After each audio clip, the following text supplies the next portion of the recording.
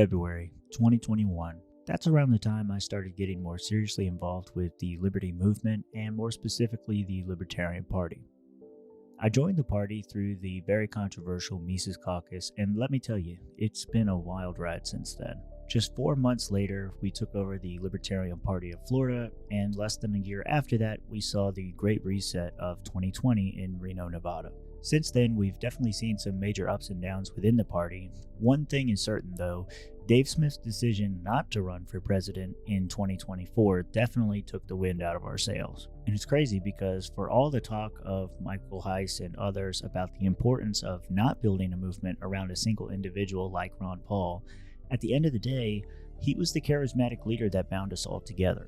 His departure from the original plan devastated our movement on the state and local level, and the impact of that one decision cannot be understated. The reality of this was best illustrated at the DC convention earlier this year, and it's impossible to tell what may or may not have happened in an alternate timeline, but I can guarantee you this much. Had Dave Smith stuck to his word, Chase Oliver would not have been the nominee for the Libertarian Party in 2024. But as we all know, that's not what happened, and what has happened since then has been nothing short of embarrassing from my perspective. The Libertarian Party is currently being represented by a man who went through several rounds of voting and garnered more than 300 no votes against his nomination. And then, rather than rallying around the official party nominee, many members, including myself, began pointing out all of his flaws and faux pas throughout the campaign. Whether it was how he bought into the COVID regime propaganda or his positions on how we should handle allegedly transgender children, his lackluster immigration policies, or any of the various things he said on social media. Many people took issue with his candidacy, and we made it known. Even the party's twice-elected chair, Angela McArdle, couldn't bring herself to endorse Chase Oliver. Instead, she adopted a strategy of stopping Joe Biden. Obviously, there were those within the party who were upset at this decision, but there were just as many of us, if not more, who supported the slogan and praised her for this approach. Fast forward less than 6 months later, and now Dave Smith, Michael Heiss, Clint Russell, who is Dave's protege and the Mises Caucus VP candidate, are all openly supporting Donald Trump for president. Now, predictably, there are those out there who are claiming that this was the plan all along, but for what it's worth, let me assure you that this simply isn't true. For all the accusations of the Mises Caucus being plants for the Republican Party, we were some of the staunchest critics of the GOP, and we were often more effective at arguing against them because we actually took the time to understand the arguments rather than having a reflexive response. For many of us, it was precisely those criticisms of the GOP that led us to getting involved with the Libertarian Party to begin with. In my case, it was the reaction to COVID that finally pushed me over the edge. Mike and Dave just happened to be at the right place in the right time with the right idea that resonated with me. Reclaim the Libertarian Party and bring forward a potent, charismatic spokesperson who could inspire the liberty movement to be activated again and effect real change where it truly mattered at the local level. That was the mission, that was the plan. But alas, as we've already reviewed thus far, that was not to be our fate. Instead, the haters were given the nails to finally close the coffin on our movement. And whether it was based in reality or not, at the end of the day, the vision for an effective Libertarian Party now appears dead in the minds of many. Defenders of these decisions will argue that these are just growing pains, that this is just the beginning of something much greater, likely referring to the many promises that Donald Trump and his allies have made to various leaders within our movement. However, even if Donald Trump were to deliver on every single thing he's promised libertarians, the Libertarian Party would still remain irrelevant in the end. After all, one of the biggest arguments against the Libertarian Party and third parties more generally is that supporting them is a waste of time, a wasted vote, and ultimately changes nothing. The standard counter-argument to that is usually a reference about the uniparty or our principles or some other grander ideal. But if you have a leader of a major party who is actively pursuing our greatest priorities, then how can anyone working against them in support of a third party with no realistic chance of ever being taken seriously be the better option? It would be one thing if the Libertarian Party's candidate was the only one making the argument for liberty. At least then you could argue that we were supporting a messaging campaign, if nothing else, to get the word out. Yet whenever there's the real possibility of action versus the impossibility of a libertarian candidate being elected to begin with, then it's hard to argue that any libertarian who values results over rhetoric should stand against that movement. Now, there are many who still say Donald Trump is a fraud, he's a liar, he'll never do any of the things he's promising anyways, that all of the so-called libertarians who are out there supporting him right now are dupes, etc., etc. Well, we've already seen what a Donald Trump presidency looks like in action, and there were certainly lots of promises made and promising rhetoric throughout the 2016 campaign that never came to fruition. That said, even if Donald Trump breaks every single promise he's made and turns completely against libertarian ideals, that still won't make the Libertarian Party a viable alternative in the aftermath. Every one of us who's worked to turn the Libertarian Party into something more principled and less embarrassing will be ostracized from the party at large for our perceived failures and betrayals, again, no matter the resemblance to the reality of the situation. Even if there are those who could be persuaded to take part in another takeover-style movement, who would lead them?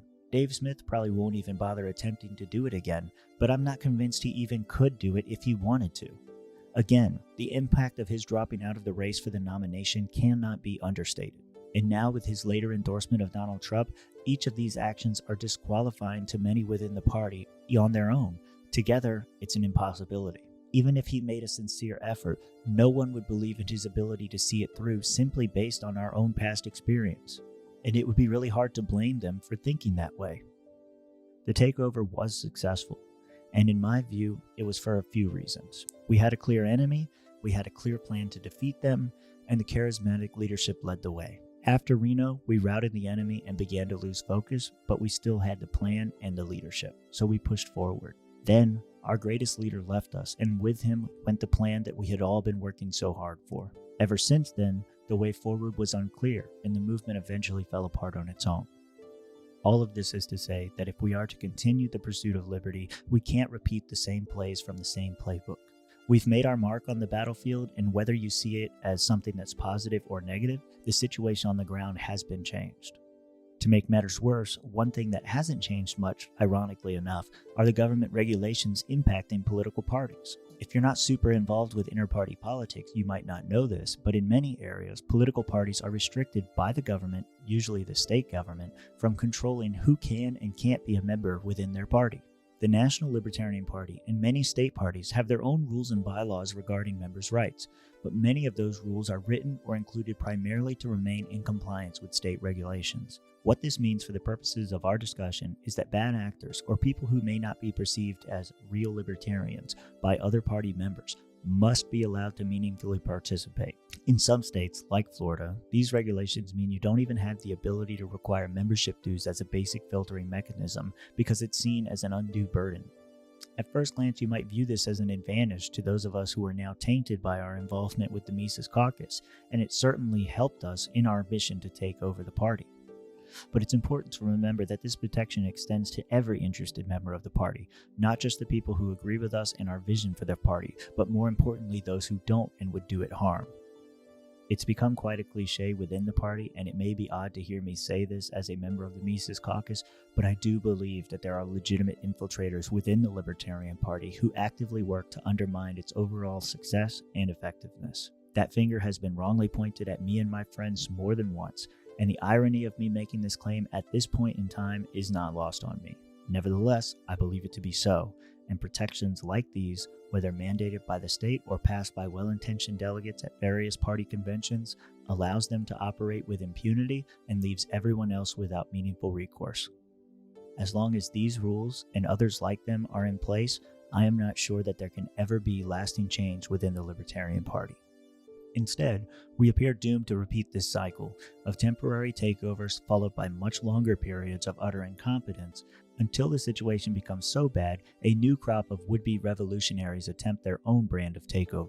And while you might be tempted to tell the good guys to stay strong, to hold out, and to keep pushing forward, this inability to remove people means that as a party operative, you are constantly being forced to deal with a never-ending stream of interpersonal drama and exhaustive debates over the meaningless minutia of every motion, and there's nothing you can do about it but sit there and take it.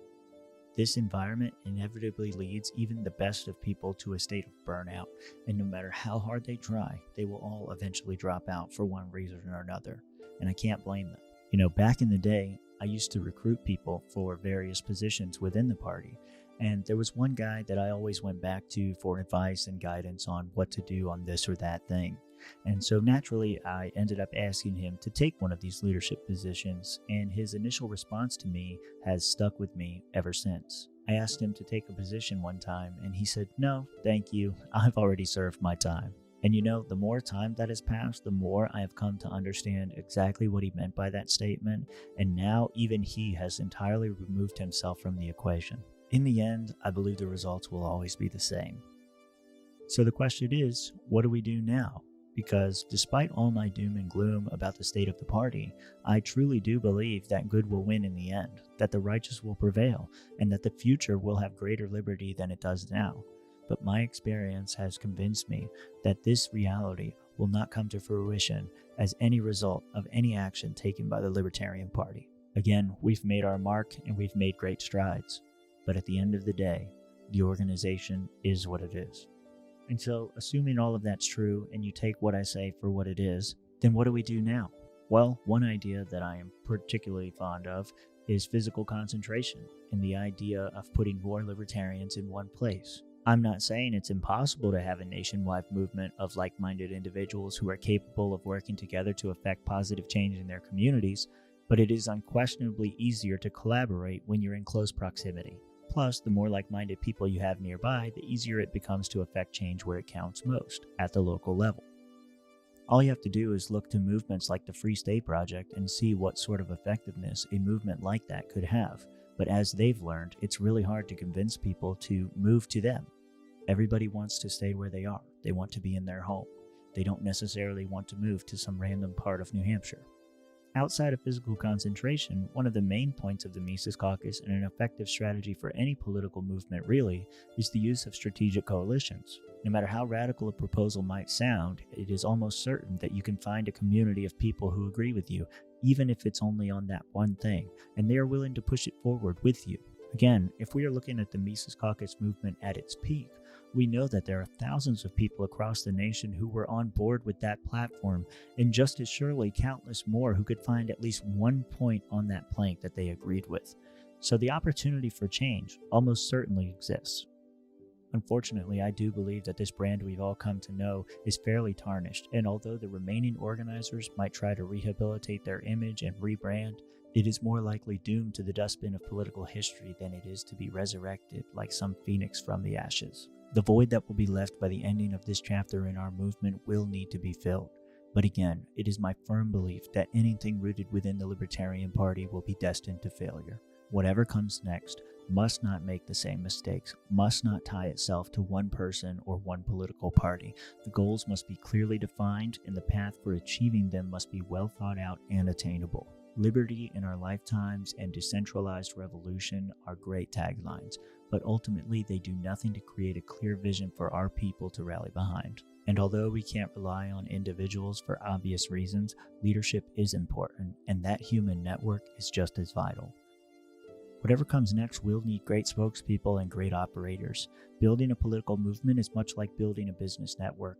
Not only do you need people who are willing to be on your team and work with you, but people who will think of you and advocate on your behalf when you can't be in the room to do so for yourself. The relationships you can create outside of an organization are what help convert the liberty-focused movement into a liberty-focused community. If we take another lesson from the Mises Caucus, one thing that separated us from other caucuses within the party is that it was less about helping the caucus and more about helping our friends. An alliance that is built solely on political agreements can forever be broken by one bad election cycle, but it's a lot harder to cut someone off and walk away from them when you've built meaningful relationships with them and their family. And it also helps if you can rack up a few minor victories along the way. I believe at the end of the day, if we're going to make any meaningful strides in the fight for liberty, we need to build a movement that doesn't just preach about our principles, but lives them out to the best of our ability. We don't need another well-worded platform, but a network of communities of resilient people who don't just talk about freedom, but actively build it into their lives. Whether that's through physical concentration or through finding local allies to support, the emphasis should be on creating lasting relationships, something that lasts beyond one election, one leader, or one setback. If we were able to do that, If we focused on helping our neighbors rather than serving a particular party or political leader, we could create something that was truly liberating. We could create something that would naturally grow stronger with each passing year, a movement defined not by fleeting trends or charismatic personalities, but by the unshakable bonds we've created. A movement that not only grows deeper in its roots with each passing year, but invites more and more people into the fold with every success. A movement that cannot be broken by grifters or selfish individuals who only care for the pursuit of their own personal power. At the end of the day, the world will always need advocates for freedom, and it's up to us to ensure that that flame never dies out. So I'm not going to pretend that I have all the answers, or pitch you anything, or even ask you to support me in my own endeavors. What I will say is that at this point, we have to be willing to accept where we are, to learn from both our successes and our failures. But more importantly, we have to keep pushing things forward, together. So to all the friends that I've made along the way on this journey, I just want to say, I love you all. Even if we disagree from time to time, I consider you guys to be a part of my family, and I've always got your back, no matter what comes. And to anyone else who might be watching this for whatever reason, if you've made it this far, welcome to the team.